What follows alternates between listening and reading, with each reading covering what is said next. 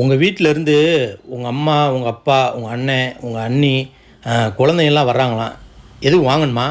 அவங்க வீட்ல இருந்து யாராவது வந்தா மட்டும் அதை வாங்கு, இதை வாங்கு, அதை செய், இதை செய்யணும் உயிரை வாங்குறாருல. இன்னைக்கு மாட்டினாரு. ஆமாங்க. ஒரு பக்கெட் பிரியாணி வாங்கிக்கோங்க. மட்டன் பிரியாணி. மட்டன் பிரியாணிக்கு முட்டை மட்டும் தான் தருவாங்க. 65 சேர்த்து சொன்னால் தான் நல்லாயிருக்கும்.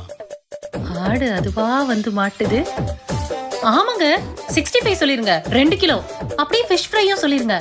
ஏங்க குழந்தைங்கலாம் பிரியாணி சாப்பிட மாட்டாங்க, அவங்களுக்கு சிக்கன் நூடுல்ஸ் சொல்லிடுறீங்களா? குழந்தைங்கன்னு சொல்கிற, ஐஸ்கிரீம் வேண்டாமா? ஆமாங்க ஐஸ்கிரீமும் சொல்லிருங்க. சரி மச்சான், கேட்டுச்சா? வரும்போது இதெல்லாம் வாங்கிட்டு வந்துருங்க. எந்த மச்சான்? எந்த மச்சானா? உங்கள் அண்ணன் தாண்டி. எங்க அண்ணனா?